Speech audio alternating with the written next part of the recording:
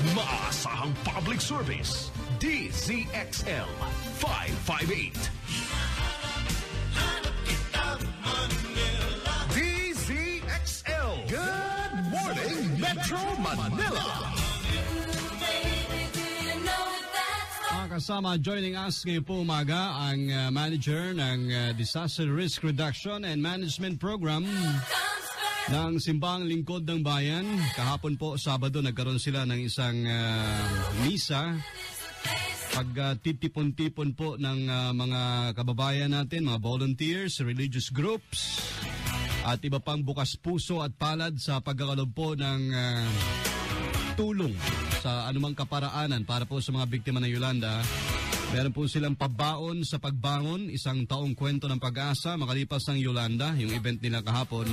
Commemorative Mass po yan sa San Jose Seminary Chapel.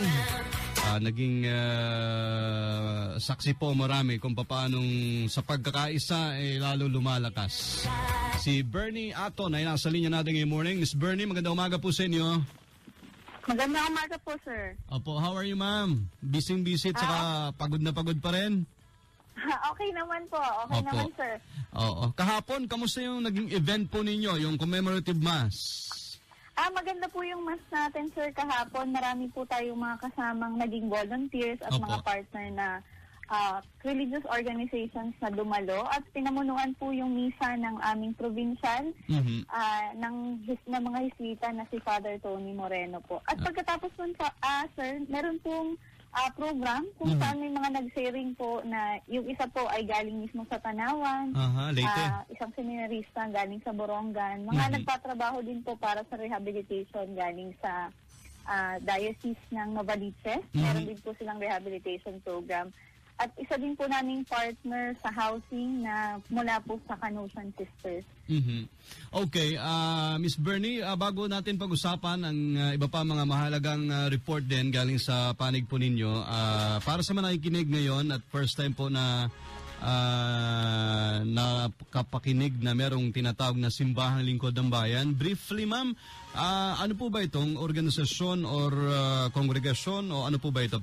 Paliwanag lang po ng bahagya para sa mga nakikinig sa atin as backgrounder. Okay po. Ang Simbahang Lingkod ng Bayan po ay ang socio-political apostolate po ng Kapisanan ni Jesus. Actually po, nagsimula po kami noon pang 1986, nung after po ng EDSA. So, ano po kami po, good governance, kakambal po yung disaster risk reduction bilang isa po siyang parte ng service providing sa ating mga kapwa Pilipino. Akala kasi ni Aling Pepang, puro mga pari daw din yung nasa inyong samahan. Ano po, sir, ang pinaka-head po namin ay isang Hiswita. Ganyan din po. Under po kami ng Kapisanan ni Jesus. Opo. Tapos may mga partner organizations po kami na religious at ganyan din po mga NGO. Tapos karamihan po sa staff namin, mga lay. Okay. So basically, ano po yung mga mission ng SLB? Opo. Ang ginagalawan po ng SLB bilang ang amin po talagang punto na bakit nabubuhay ang SLB ay for good governance. Okay. Meron po kaming political reform programs. Actually, kami po yung gumagawa ng manual dati ng PPCRB sa kanilang mga voters education at kami din po nag-training of trainers kung saan sila po yung nagiging tagapulong sa reforma ng pagboto. Ayun. At yun din po, ang disaster response, nagsimula po kami sa relief operations mula pa po nung panahon ng pagputok ng Mount Pinatubo. At naging taon-taon na po siyang aktibidad dahil sobra na po talaga yung mga nangyari tuwing may bagyo o kaya may iba't ibang kalamidad. Tapos ito pong Yolanda yung pinakahuling big relief operations na naganap. At dito rin po kami may malaking programa for rehabilitation. Aside po sa may iba pa kaming programa na ongoing. Mula pa itong Pablo, ongoing. Kasi po sa Bohol, ongoing po. May livelihood project po. Ma'am, ito pong sa Disaster Risk Reduction and Management Program ninyo sa SLB, Simbahang Lingkod ng Bayan, Miss Bernie, saan sa mga probinsya po so far ngayon yung kino-cover ninyo after ng tumama si Yolanda? Opo. Yung mga kino-cover po natin, kadalasan yung mga hindi masyadong napapansin na lugar. walang tumutulong agad. Kagaya po ng Kulyon, yun po yung una naming pinasok, Kulyon, Palawan. Sa Palawan, oo, tama. Opo, medyo hindi po nabalita. Yung tungkol sa Kulyon dahil hindi po sa kilalang komunidad. Doon po tayo nagsimula. Actually, Simbahang Lingkod ng Bayan po, kasama po ang ating mga donor. Ang unang nakapagbigay ng tulong kahit ng relief operations po doon, nakapagbigay po tayo ng relief mismo. At ngayon po, malaki yung programa namin doon for rehabilitation. Aside po doon, meron din po tayong programa sa Iloilo. May shelter repair kits po tayong pinamimigay. Continuous pa sa ngayon in partnership po with Habitat. At ngayon din po, merong mga housing projects. Kapartner po ang Canossian Sisters at ang Oso Sisters sa Palo at sa Tanawan. At tumutulong din po tayo sa reconstruction ng simbahan at ng seminaryo dahil kadalasan naman pong mga NGO, international at pati po yung sa government, hindi po talaga priority o hindi natitingnan yung reconstruction ng simbahan dahil may mga guidelines din naman po sila at lalo na yung sa separation of church and the government, ganyan. Pero nakita po yung importansya na yung mga tao po talaga, yun po yung medyo striking sa amin nung pumupunta kami sa lugar. Yung mga tao po, nagre-request talagang ipaayos yung chapel, ipaayos yung simbahan kasi nakikita po nila na doon sila humuhugot ng lakas at pag-asa. Tama, ma'am. Tama. Aside po dyan, sir, meron pa tayong livelihood dahil yun po talaga mas, kumbaga, sustainable. Pang-matagalan. Pag sa susunod may dumaan na bagyo, kung sila po talaga ay, kumbaga, financially resilient, makakabangon po sila. Kung may naitatabi, makakabangon sila. At aside po doon, continuous din po yung disaster preparedness advocacy. Kumbaga kung meron po tayong mga infrastructure na tulong, livelihood, yun naman pong paghahanda. At binibigyan din po natin sila ng kaalaman tungkol doon. So, Kulyon, Palawan, Samar, Leyte, Capiz, Iloilo, Dinagat Islands, ito po yung mga primarily mga areas na kagad yung kinover right after Yolanda. Opo. Sa Dinagat po, sir, meron po tayong scholarship program. Din po yung sa livelihood mga boats po dahil karamihan po talagang mga nasalanta doon ay fisher po. Opo.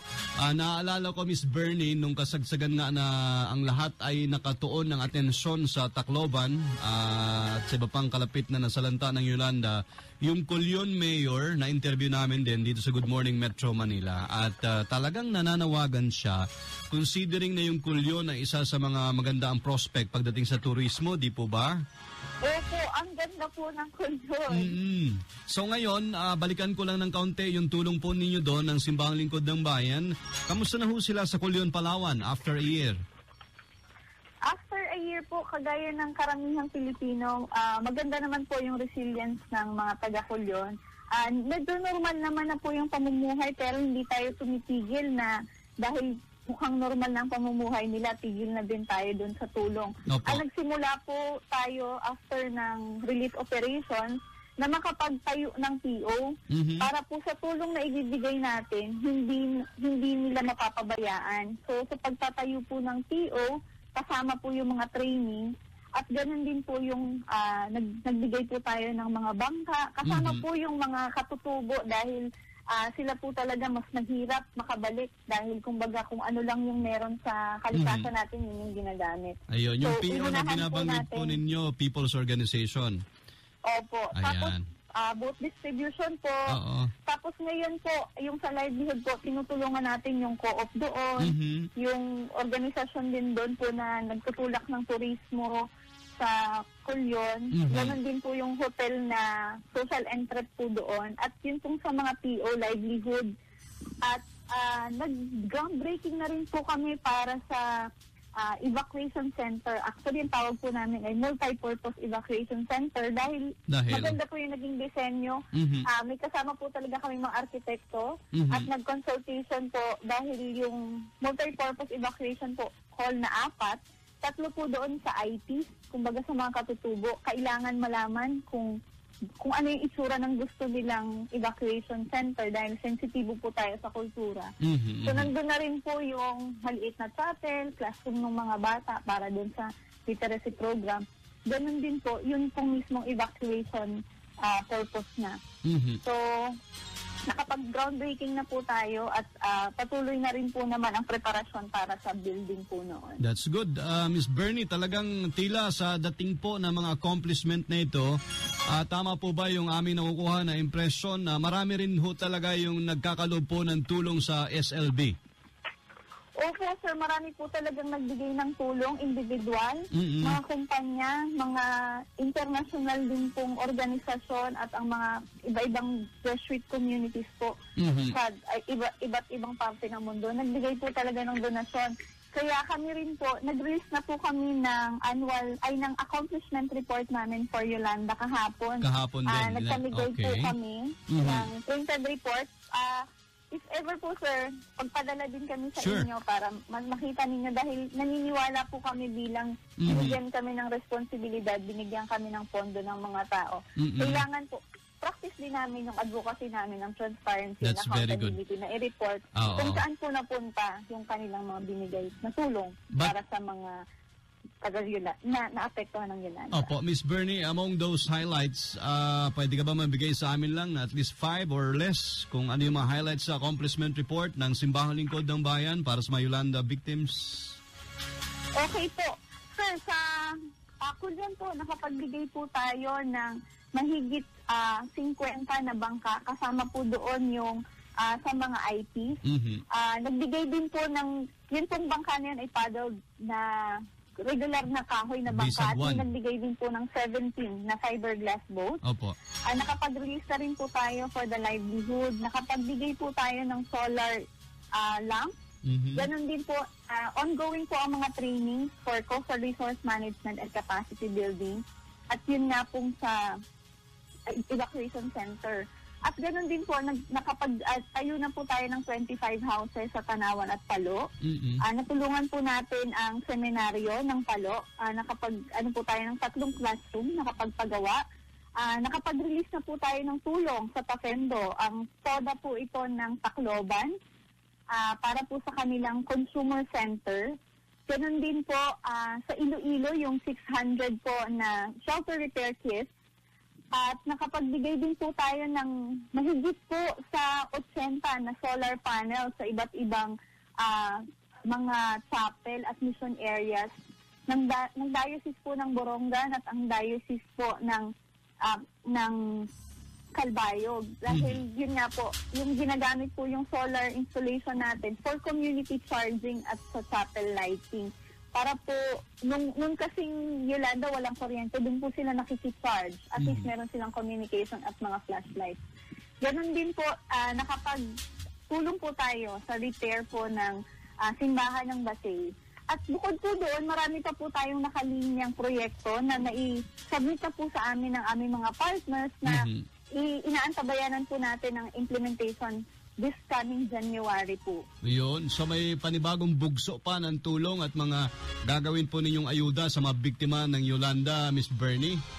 Opo. At karamihan po ng tulong ay sa livelihood na may kakambal po talagang disaster preparedness. And that's long term kapag pinag-usapan na yung livelihood. Opo, sir. Actually, yung mga proyekto po natin ngayon, yung ongoing, karamihan po doon, ang plano po talaga ay hanggang 2016. Right. Ma'am, ano yung nabanggit nyo kanina sa Dinagat Islands? Tama po ba na meron kayong mga scholarship programs doon? Ay, opo, nakalimutan kong banggitin. Meron po tayong doon na i-distribute na. Una po yung sa bangka, 83 po na bangka. Okay. Sa 4 po yun na bangkang mga pangisda? Po? Bangkang pangisda ito mga ito? Opo, bangkang pangisda po. At meron po tayong 23 na scholars. At doon po sa Dinagat, dahil diverse naman po ang relihiyon doon, hindi naman tayo tumitingin na Katoliko lang ang mga scholars natin. So, iba-iba din po ang religion ng mga scholars natin doon. Opo. That's very nice, no? For sure, nandun ka sa mga areas na binabanggit mo, Miss Bernie. And all the more na mas ramdam mo talaga kung ano yung sitwasyon at ano yung pangailangan ng mga nandoon.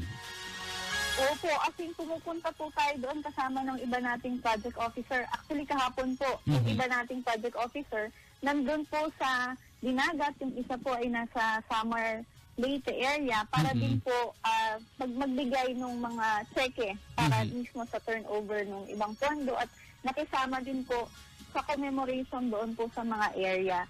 At actually sa sa Lunes, nandun naman po ako iikot na naman po ako ng Summer Leyte. Summer Leyte naman.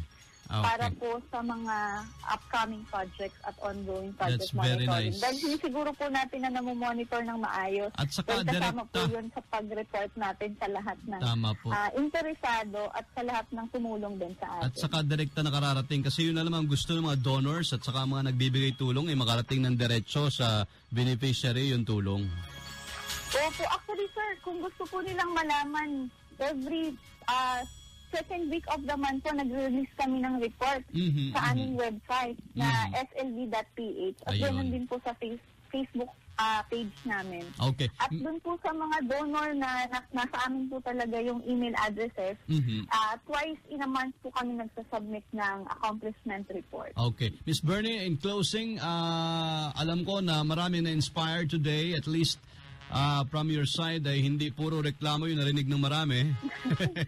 Kung hindi accomplishment in a Kasama way. na po, pero dapat medyo doon tayo nakafocus sa That's right. accomplishment dahil Overwhelmed. napapag-usapan naman sa mga forum yung mga problema at hopefully ma-address pag nagre-raise kami ng concern. Paano po makakatulong ang sino man nakikinig ngayon na bukas ang palad, bukas ang puso o maawas ang bulsa, maraming extra? Paano sila makakatulong sa Simbahang Lingkod ng Bayan, Miss Bernie? Opo, makakatulong po sila sa Simbahang Lingkod ng Bayan. Patuloy pa rin naman po ang aming proyekto. So kung may nais po kung magbigay ng donasyon, pero request po sana namin baka pwede monetary donation para mas madali. Opo, alright. Monetary donation para mas madali pong i-release at dalhin sa mga lugar. Maaari po silang mag-contact sa aming communications officer. Okay. Ito po yung office number namin, 426-5968. That's again? At 426-5968. Okay. Opo. At ang aming pong email address ay slb@admu.ph. Alright. Ganon din po ang details po ng aming bank accounts at ang mga proyekto namin na nais nilang tulungan. Dahil iba po ang request talaga. Gusto nila yung project nila ay para lang sa Tacloban. Kumbaga, we are faithful to the donor's intention. Makikita po nila yung mga proyekto, gayon din po ang details ng bank account at kung saan napupunta ang aming mga ginagawa at ang kanyang binibigay. Sa aming pong website na www.slb.ph.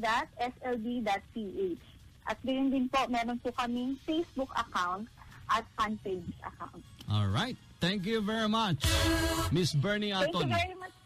Opo, maraming salamat din po at kunin ko na rin po ang pagkakataon na ito para po magpasalamat sa lahat ng tumulong po sa amin para sa isang taon ng Yolanda, sa mga donors, sa mga tumulong sa pag-communicate para maipadala yung mga relief goods na napaka-challenging po talaga ng panahon na yon. May mga nagtahiram po sa amin ng eroplano, private planes, meron po nagtahiram na helicopter, ng barko. Ang Navy po nagdala sa Colyon, kauna-una ang pagkakataong makarating ang Navy boat sa Colyon. Mga kumpanya na tinatuloy kami at ang aming goods bago maipadala sa kalakihan ng Samar at Leyte. Gayon din po ang mga sumama kahapon sa pagdarasal at sa candlelighting natin. At isa na rin pong announcement dahil nga po may second run po tayo ng livelihood project. Ang Simbahang Lingkod ng Bayan po ay open para sa mga religious organizations na makapag-submit po sila ng project partnership para po sa mga nasalanta ng Bagyong Yolanda. So, mayroon naman po kaming project proposal kung kailangan nila ng guide para po may review natin at kung paano makakapagtulungan. Dahil ngayon po talagang pagkakataon, marami ang pagkakataon natin na magkatulungan, magkaisa. So, tayo po sa simbahan, iba't ibang relihiyon na nagagawa po yan. Sa komunidad po, mas nakikita ang pagkakaisa nila sa pagbangon. At doon po kami humuhugot ng lakas. So maraming salamat po para sa lahat ng tumulong at sa mga lahat ng nagiging naming partner para kumbaga yung pong mga naibibigay sa Simbahang Lingkod ng Bayan, hindi namin magagawa kung kami lang dahil konti lang naman po kami. Pero marami po ang sumasama sa ating advokasiyang ito at sa ating pagtulong para sa iba. At sa inyo rin po, maraming salamat para po sa pagkakataon na maipahayag namin sa mas marami pang tao kung ano na ang nagawa natin, kung paano natin natutulungan ang mga nasalanta ng bagyo at kung paano tayo binibigyan ng pag-asa na makabangon sa kabila ng lahat ng mga bagay na nangyari. Amen. Salamat po. Thank you, Miss Bernie. Aton, Simbahang Lingkod ng Bayan, Disaster Risk Reduction and Management Program Manager. Magaling! SLB, Manalangin, Manindigan, Makialam. Mario Reyes at Elga Joy Garcia. Good morning, Metro Manila.